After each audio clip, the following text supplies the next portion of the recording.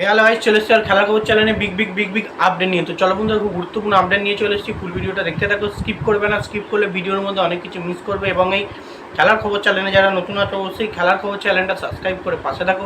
পাশে থাকা black and ঘন্টাটাকে down করে বাজিয়ে দাও। বেশি বেশি লাইক এবং কমেন্ট করে দাও, যাতে মোটিভেট হয়ে তোমাদের এই খেলার খবর চ্যানেলে আমি ফার্স্ট আপডেট দিতে পারি। চলো বন্ধুরা, ফার্স্ট যে আপডেটটা নিয়ে কথা বলবো, খুব গুরুত্বপূর্ণ আপডেট তোমাদের শেয়ার করতে চলেছি ভিডিওর মধ্যে।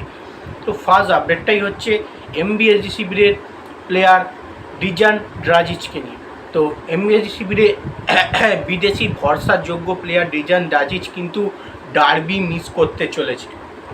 বেসিক্যালি খবর সূত্রে যেটা জানা যাচ্ছে, তার চোট পেয়েছিল, চোটটা কিন্তু গুরুতর নয়, তাও কিন্তু ডার্বি মানে ফাইনাল ম্যাচ কিন্তু মিস করতে চলেছে ডিজান ড্রাজিচ। এবং ডিজান ড্রাজিচ কতটা ইম্পর্ট্যান্ট প্লেয়ার অবশ্য তোমরা জানো, যারা জানো না, যারা জানো অবশ্যই জানো। এফসি গোয়ার হয়ে তার সেরা সিজন সে কিন্তু কাটিয়েছে।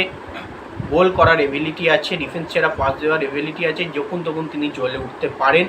তো এমনই একটা প্লেয়ার কিন্তু অবশ্যই আমাদের ডার্বিতে লাগতো ডিজান ড্রাজিচের মতো। তো ডিজান ড্রাজিচের মতো প্লেয়ার কিন্তু অ্যাভেলেবেল থাকছে না ডার্বিতে। তাকে ডার্বিতে খেলালে কিন্তু হয়তো আরও রকম চোট পেতে পারে। ডার্বি ম্যাচ টান হয়, তোমরা নিশ্চয়ই জানো। সেই চোট কিন্তু আইএসএলটার থেকেও কিন্তু ছিটকে দিতে পারে ডিজান ড্রাজিচকে। সেই কারণে কিন্তু কোচ কোনো রকম রিস্ক নেবে না। রিস্ক না নিয়েই কিন্তু ডিজান ড্রাজিচকে কিন্তু এমবিএসজি শিবিরের হয়ে ফাইনাল ম্যাচ মানে ডার্বি ম্যাচটা কিন্তু তাকে বসাবেন।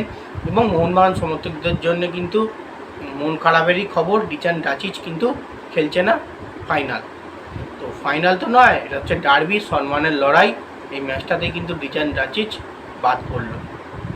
তো নেক্সট যে আপডেটটা নিয়ে কথা হলো, খুব গুরুত্বপূর্ণ আপডেট, সেটা হচ্ছে এমবিএসজি শিবিরের গোলকিপার বিশাল ক্যাথকে নিয়ে। তো এমবিএসজি শিবিরের গোলকিপার বিশাল ক্যাথ কিন্তু গোল্ডেন গ্লাভস জিততে চলেছে।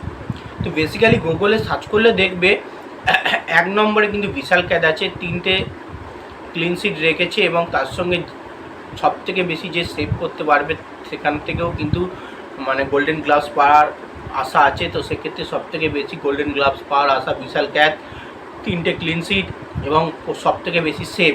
এবং যে সমস্ত টিম বাদ হয়ে গেছে তার মধ্যে কিন্তু 2 নম্বরে ছিল আর্মি রেডের গোলরক্ষক। এবং খবর সূত্রে জানা যাচ্ছে ইস্টবেঙ্গলের কিন্তু পূর্বা লাচেংপা 4 নম্বরে বিলং করছে। এবং পূর্বা লাচেংপা কিন্তু চোটে ভুগছে, তার কিন্তু কোনো রকমই কিন্তু পাওয়ার আশা নেই। প্রভসুকন গিলের কিন্তু নাম সেখানে নেই। প্রভসুকন গিল হয়তো ফাইনালে গোলকিপিং কাটবে। তাহলে এক্ষেত্রে বোঝাই যাচ্ছে কিন্তু বিশাল ক্যাথের হাতে কিন্তু উঠতে চলেছে ডুরান্ড কাপের সেরা গোলরক্ষকের গোল্ডেন গ্লাভস। এবং সব টুর্নামেন্টে কিন্তু বিশাল ক্যাথ 1 নম্বরে থাকে গোল্ডেন গ্লাভস জেতে। এবং এ মরশুমে তার অধরা হচ্ছে না, সব রকম ঠিকঠাক থাকছে। এবং বিশাল ক্যাথই কিন্তু গোল্ডেন গ্লাভস জেতার দৌড়ে 1 নম্বরেই থাকছে, সেই জিতবে।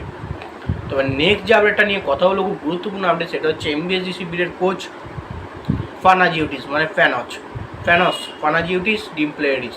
তো এই পানাজিউটিস কিন্তু ডার্বি মুডে পুরোপুরি চলে গেছে। তো বেসিক্যালি ডার্বি মুডে কি তোমরা নিশ্চয়ই জানো, যখনই কোনো চাপ ম্যাচ থাকে পানাজিউটিস কিন্তু পুরোপুরি মাস্টার মাইন্ডে চলে যায়। এবং মাস্টারের মতো হয়ে গিয়ে শিক্ষককে যেমন পড়ায় সেরকম প্লেয়ারদের সিনেমা পড়াচ্ছে।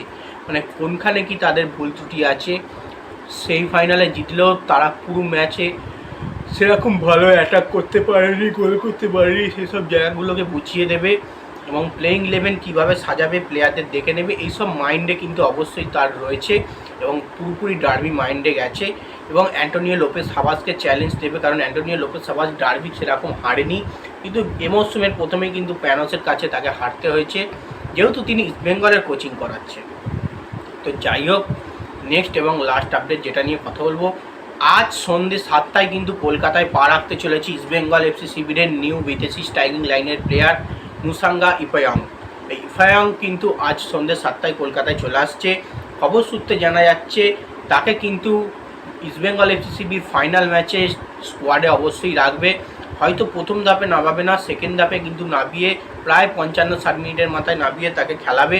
কারণ অবশ্যই তাদের স্ট্রাইকিং লাইনের বিদেশি দরকার, তাদের ইন্ডিয়ান প্লেয়াররা ভরসা দিতে পারছে না, গোল আনতে পারছে না। তো খুব শীঘ্রই কিন্তু তাকে নামাবে। এবং আজ সন্ধ্যে 7টায় কিন্তু কলকাতায় পা রাখছে ইফায়ং, এটা কিন্তু কনফার্ম আপডেট। যাই হোক, এই আপডেট ছিল। ভিডিওটা যদি ভালো লেগে থাকে লাইক করুন, শেয়ার সাবস্ক্রাইব করে পাশে থাকো। চলো বন্ধুরা, বাই, আমার নেক্সট ভিডিও দেখা হচ্ছে, টাটা।